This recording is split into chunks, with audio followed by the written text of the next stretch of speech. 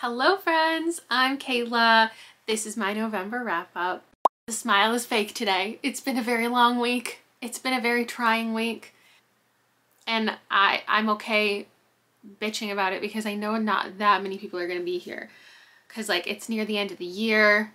Are you really watching that much content? Well, I guess if you are, you're the one who's here watching it. So I love you so much. Love you so much. I feel like I started out so many of these wrap-ups being like, I just want to blow through these. Like, I just want to get through them all. I really do today. I really do. I'm going to utilize my skips. I'm going to say, I'm not talking about this one again. That was a little aggressive. Sorry. Here's my stats. Here they are. It says I read 20 books. I didn't. I read, actually some of these that in this video, I read in October. And then I read like 10 more books in November, but I don't want to spoil my Goodreads video. My Goodreads video is hopefully going to be out this weekend. That seems soon, considering how many more books I still need to read for it. But you should know there are 2 stars in it. There's a 5-star in it. There's things to look forward to. For November, oh my gosh, November didn't have a 5, but somebody told me to organize it since we're in my 10 years on BookTube era where I can't stop talking about that. We'll keep talking about it. What books, I'm gonna organize it by what books I would least recommend to my 2014 self to most recommend. So let me set that up. I decided to turn them around for the suspense. Maybe I'll grab 5 at a time to review. The one I would least recommend, oh my God, they were in order. The one I would least recommend to my 2014 self is Graveyard Shift by ML Rio. Because if I was disappointed by this in 2024, I can't imagine how she would feel in 2014, having not even read If We Were Villains yet, and then reading this. Because I can read it now thinking, okay, I know ML Rio is a good writer, I can appreciate her ensemble building, but as an actual standalone novella, this was so disappointing. It had so much potential, and I said in the live show that this felt like she felt too attached to her characters and then didn't want anything bad to happen to them, so she just cut off the book. It could have been a full-length novel. This could have been the middle 150 pages of a book, and then we could have gotten 100 pages of actually meeting these characters, understanding how they get along, their dynamics, why they're meeting up in this graveyard every night, like what their connection is, what their backgrounds are. And then get this, which is they witness someone doing something to a grave in the middle of the night, and that kicks off a little investigation.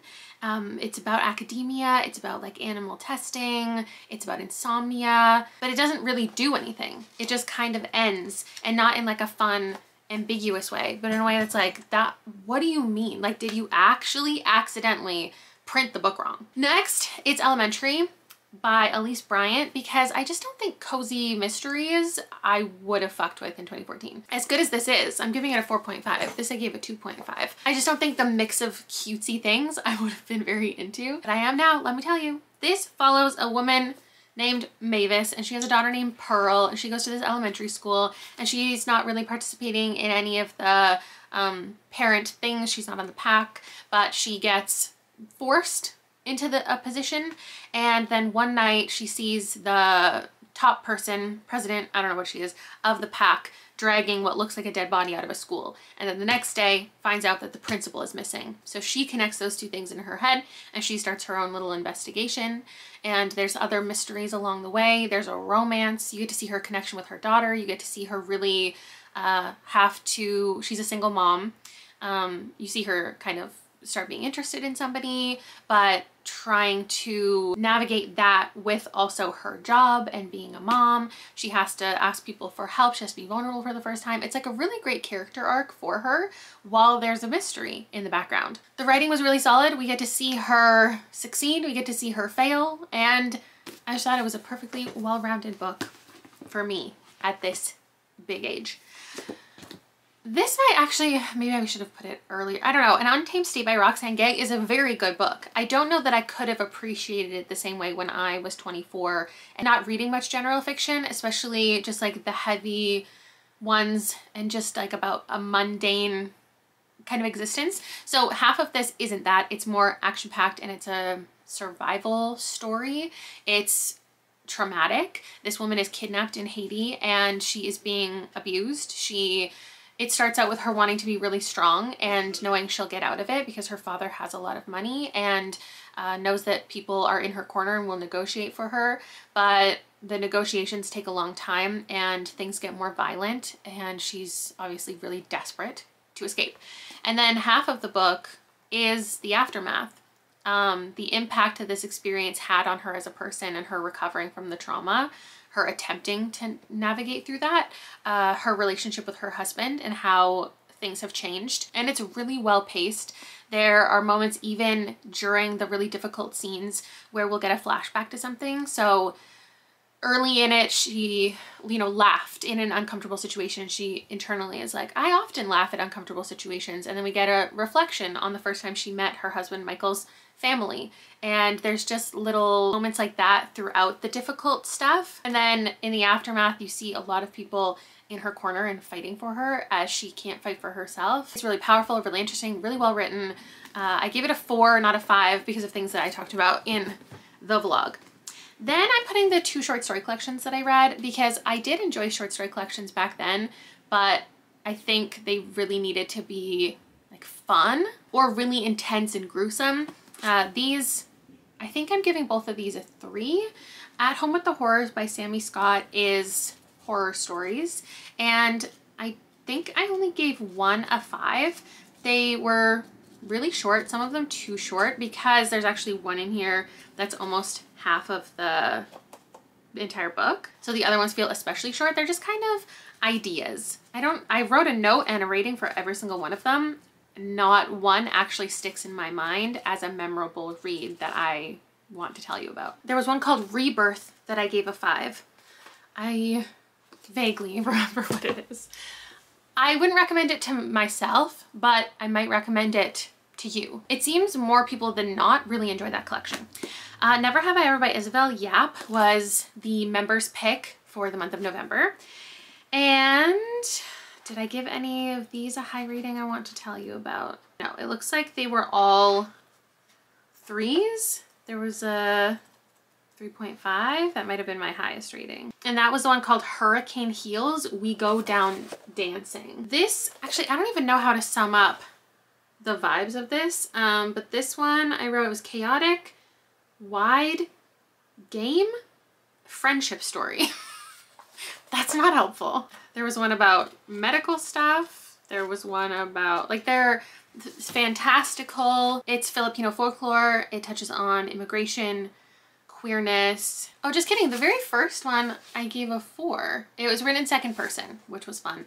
And it had like a fabulous angle. I do remember this one. It was about like a school for girls, and it was just a little bit strange. So I don't know how to sum up my feelings about all of them. I didn't love the writing, but it wasn't bad. There was a lot of different tones, a lot of different types of characters, and I just thought it was a fine time. My next 5, I guess, are ones that I probably still wouldn't recommend. Starting with Maybe This Time by Cara Bastone, because it's only an audiobook and I wanted it to be represented in my stack.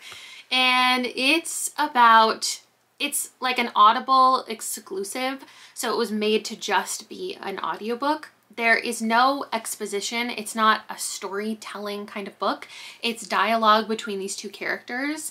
And it's a time travel romance. It's very short. If it was a physical book, I'd say maybe it'd be like 70 pages. And basically there are these 2 teachers who work together. One of them got sucked into a time loop somehow, and somehow, again, she gets in contact with him on the phone years in the past, and she's like, hey, I need you to help me get to know me in real life and try in your timeline and try not to let me get sucked into this wormhole. And so while he's befriending her and trying to stop this from happening to help her, but doesn't want to tell her because that would like freak her out. She would never believe her, never believe him. So she, the future version of herself, is on the phone with him all the time, teaching him how to interact with her because she's very shy, she's very nervous, but she knows that her past self like has a crush on him. So she's like, here's how to get in good with me, here's how to talk to me, here's how to whatever. So it's kind of like her current self is falling in love with her future self in a way, because she is manipulating his actions to appeal to her. But I think the book is also very self-aware in that and does a great job of actually establishing,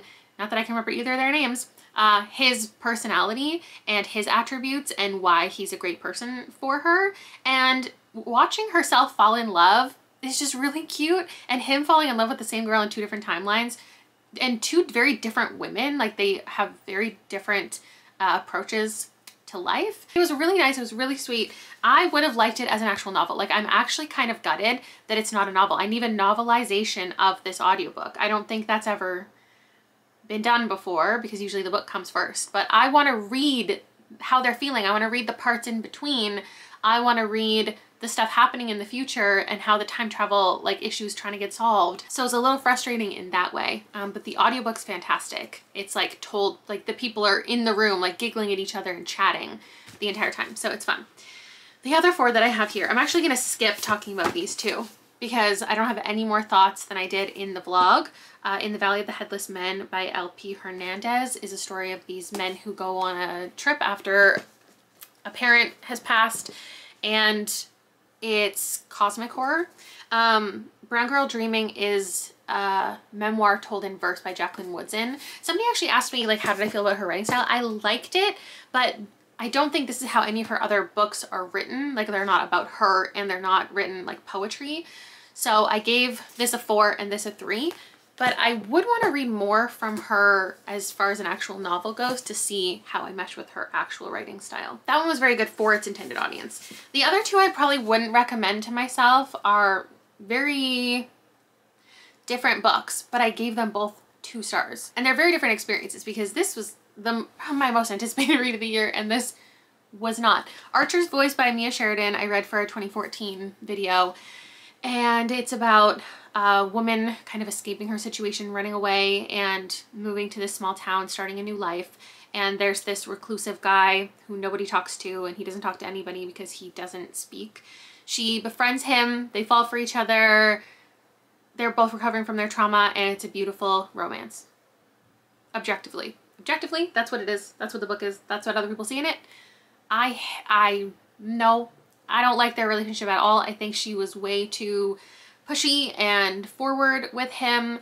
I also don't think the dynamic was set up properly with him and this town, because at the beginning it kicked off saying that like everyone hates this guy, like he maybe did something bad, everyone's scared of him. But then as you actually got to know all the townspeople, it didn't seem that way at all. So, and it doesn't make sense because he regularly came into town to like get groceries and stuff, and so there were opportunities for him to interact with people. He chose not to. I guess like he was making assumptions about other people, they were making assumptions about him, and this is just the first person, our main character, who like forced herself into his life.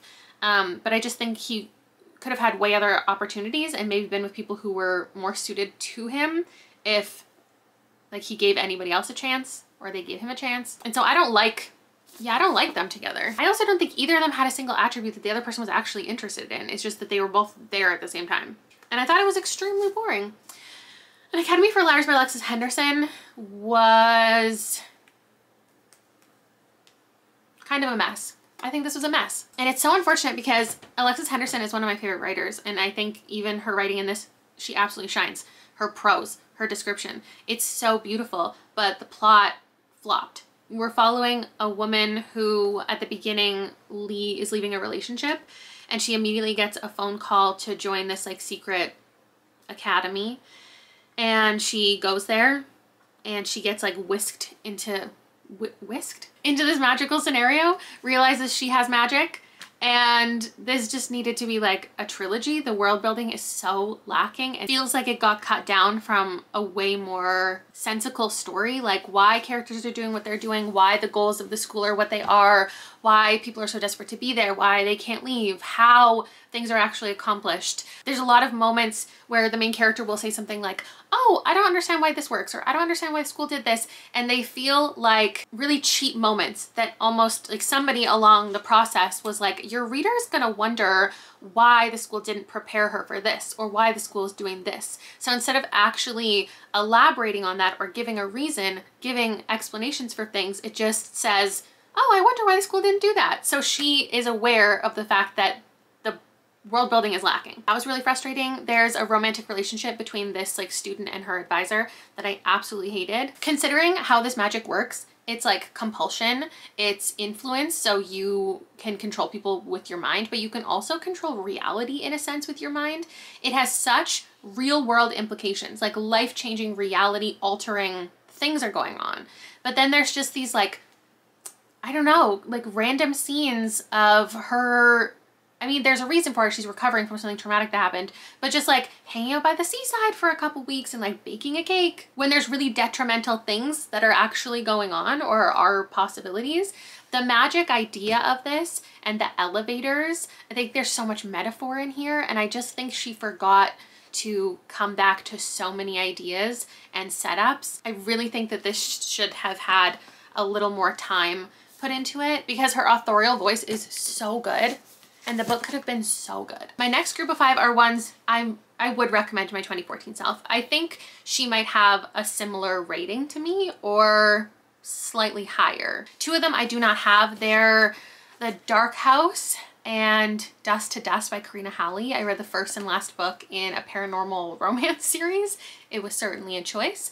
I absolutely hate the man decks in them, and I think I would in the past as well, but them coming out in like 2014 would be more appropriate for the type of reader I was. Not that I was loving paranormal romance, but I think that I just would have enjoyed it more. I actually gave them both a 3, which thinking about it now feels a little bit wrong, but the writing was decent, which I was surprised by, because I've read other things from this author, or I've DNF'd other things from this author. So it starts out being about a guy who makes this paranormal like ghost TV show, and he meets this younger woman, she's like 10 years younger, and he brings her on to participate, and she becomes like kind of well known. A video has gone viral about them encountering ghosts and whatever. Oh, I don't remember that much about it now.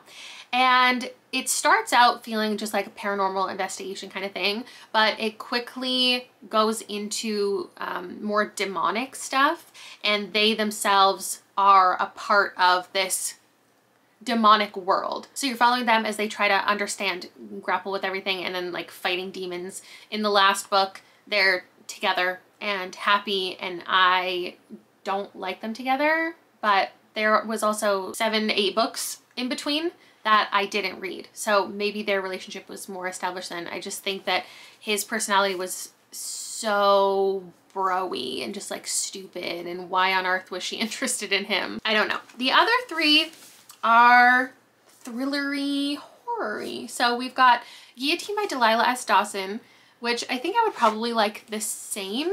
It's about this woman, I gave it a 4, who wants to like get in good, wants to get to know this really famous, like the famous fashion designer in the world. And so she dates his son, and she gets invited to their family. I can't remember what event it was. Was it Thanksgiving? No, it was Easter. She has to like sign an NDA when she gets there. She has to give up her technology, and she slowly learns about the family and what they're doing. And it's a commentary on privilege and wealth, and it turns into this big bloodbath, and I thought it was fun to follow. The Night Guest by Hildur Knudsen I also gave a 4. The pink novellas were really winning. This is about a woman who wakes up absolutely exhausted. It takes a while for her to like start tracking her sleep, like or start tracking her steps. She feels exhausted all the time. She's really struggling, and all of her friends are recommending, and doctors are recommending different things.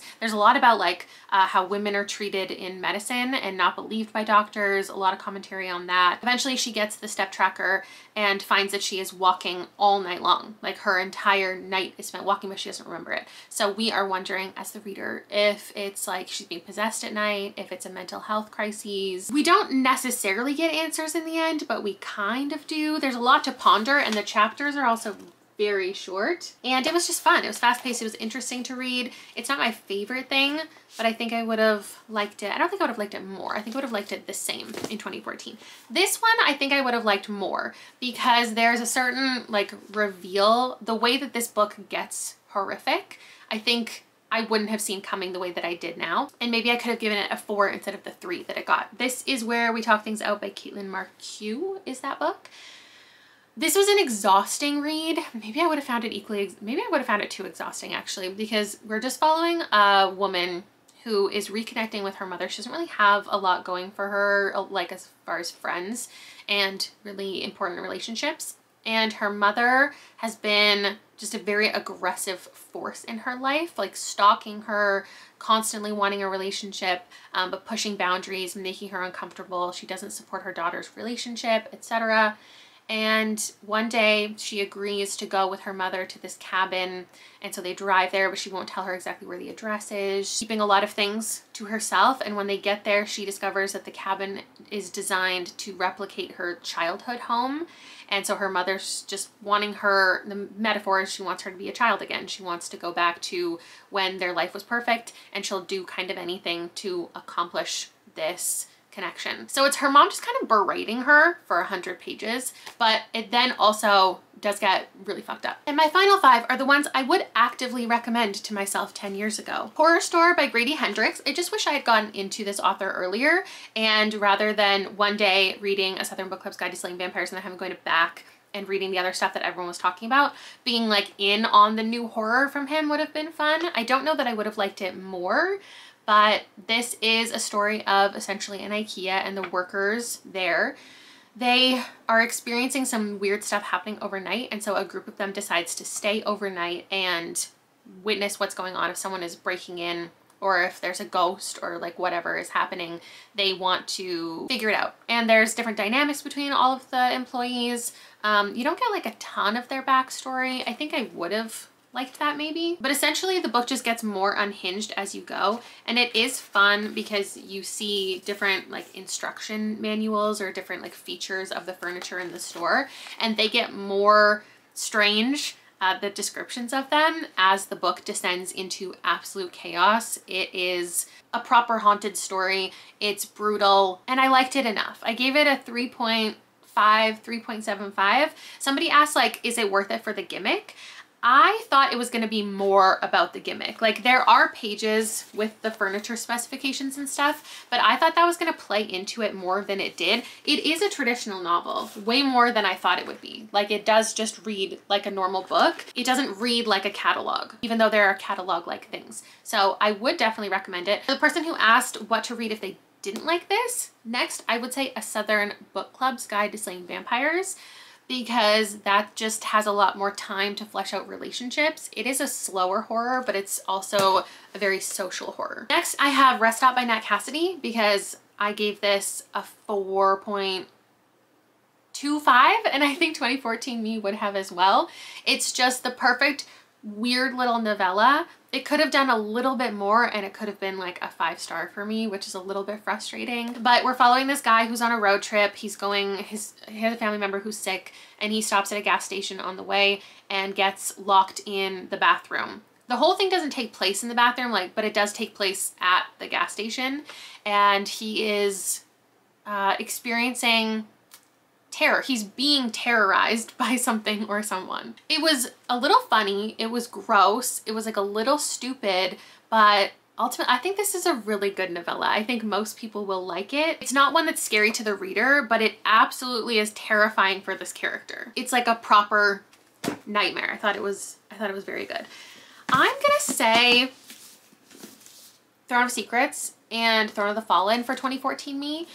Not that I was into fantasy romance, and I don't want to say like all fantasy romance at that time was the same thing, but the ones that I was especially aware of at the time were very much like big, strong, terrible man, meek, weak little girl, and he's like brutalizing her, and she falls for him eventually because you find out he had a heart of gold all along. And like, these kind of have that vibe still, but the main characters are strong, opinionated women, and the men are absolutely obsessed with the women. They don't want them to know that, but they are like demon princes of sin.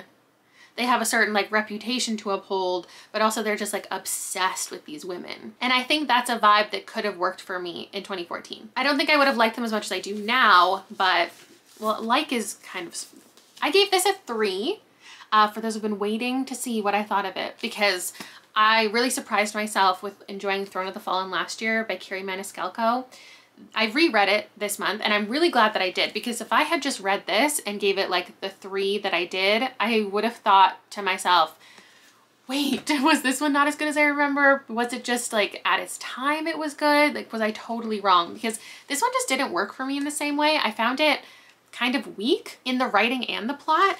And this one I was like, oh, Carrie Maniscalco, maybe super for me. I think I'm done with the series. I don't really need to continue, especially because my biggest takeaway is that you could have inserted these 2 characters into all of the same scenes and it would have been like the same book. The dynamic is just so similar when it shouldn't be, because the characters are so different. Like when the book is telling us about the characters, they're so different. Women aren't even the same like species, but their behavior is just so similar, especially in like the sex scenes. You could swap out the people, it would be the same. And that's what's like annoying, because I'm sorry, but these are some of the first non-cringy romantic-y scenes that I've ever read. And I'm really glad I reread this, because I actually got more familiar with what the plot was and what was actually going, like the fantastical element I was more invested in than the first time. The first time, it was all about the romance, because I really liked it and I gave it a 4. I'm sticking with my 4. In here, there's these games going on, there's these demon courts, and we're following the Prince of Envy, and for certain reasons, he has to get this artwork done, and then he works with this artist named Camilla, and she and him get in, like they have a bargain. They're kind of fake dating. She wants to get out of certain situations. This is Regency vibes. There are certain expectations on her as a woman, and she gets to do all these things that she wants, and he just wants her, and he gets her, and also wants his demon court to like thrive. In Throne of Secrets, you're following a brother, one of the other princes, the demon prince of gluttony. And what I really like is it explains what it means by these sins and what it actually is. It's not just like, oh, he wants to eat all the time and sit around. It's like what the actual sin means in this universe, and how it affects other people around them. What I liked about this is it's very aggressively consensual. Like that's just part of his behavior. In moments of passion, but also outside of it, it's just, he's very much like checking in, like, you want to do this. I need to hear the words saying that you want to be here, you want to be participating. And I don't know if that's necessarily something that I would have found a lot in 2014 books. And Adriana is a journalist, and she has certain goals and aspirations for herself, and he affects her job negatively and then finds something for her to do. She is they're truly enemies to lovers. And she wants to expose something, and then there's dragons. I read a dragon book, you guys. There's even baby dragons. The ice dragons have something going on. There's a war, blah, blah, blah. Was the smut good? That's all we want to know about. No, I didn't really care for it in this one. Also, it got a little stupid because people are fighting to be his suitor. There's like a competition going on in the periphery of who he's going to be with. And there's kind of it's not a love triangle actually, but it feels like the makings of one. It just felt stupid. There's even like a kissing competition. Like he has to sit there blindfolded and the girls come up and kiss him. It was so stupid. But this one was still good. So would I recommend reading this? I think you totally can as a standalone. I think it's good. You don't need to continue. There's not a lot of loose threads because they independently exist as like the couple's journey. And then you see the couple in here again. You get a little bit of time with them. They are impacting the plot, but it's more about the 2 new people, which I think is why I'm good stopping here, because I don't care about who else we're going to follow. The dynamics, I'm assuming, are going to be so similar, but I wouldn't recommend this as something you have to read if you weren't absolutely in love with Throne of the Fallen. And the last book that I have that I am going to say I would most recommend to 2014 me is Coup de Grace by Sophia Aram. This I gave a 2, but I think there's the potential that 2014 me could give this a 3, if not a 4. The pretentiousness of this writing, I think, could work for her. The idea of this man ending up in this labyrinth where he is about to end his life and then gets stuck and has to like rethink his own decisions, that could work for me. The weirdness of the labyrinth could work for me.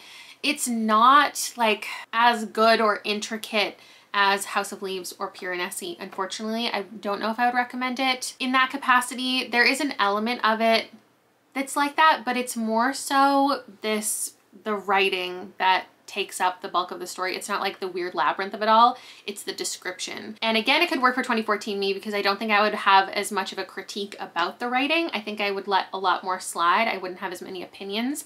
The fact that this is written in first person, I think, is kind of a failure for this book, because at one point the book does become aware of its reader and breaks the fourth wall. And I think that that is not accomplished as well because for the majority of the book it was just in this man's mind, first person perspective.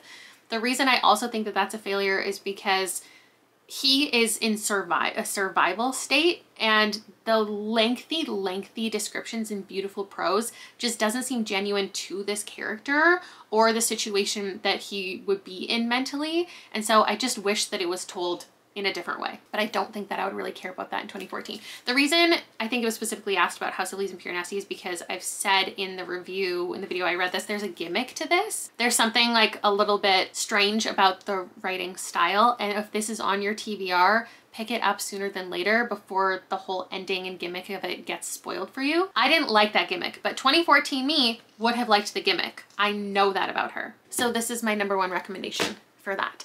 Thank you so much for watching. Let me know if you're gonna read any of these now, if you know, have a better idea of if I liked them or didn't like them or would or wouldn't recommend them, if that's helpful to you. I think if you want to know more about my thoughts on Academy for Liars, especially because I just wanted to cut myself short in this capacity, this is the longest live show I've ever done for a singular book for the Literally Did Book Club. Unfortunately, it's just a lot of ranting, but I do, and meet the host as well. We go into like what didn't specifically work in here. And all of the other books I do talk about in vlogs. I think the only one that didn't make it into a vlog was Throne of Secrets. So I'll link every video that I made this month in the description below in case you didn't catch them, and I'll see you later. Bye!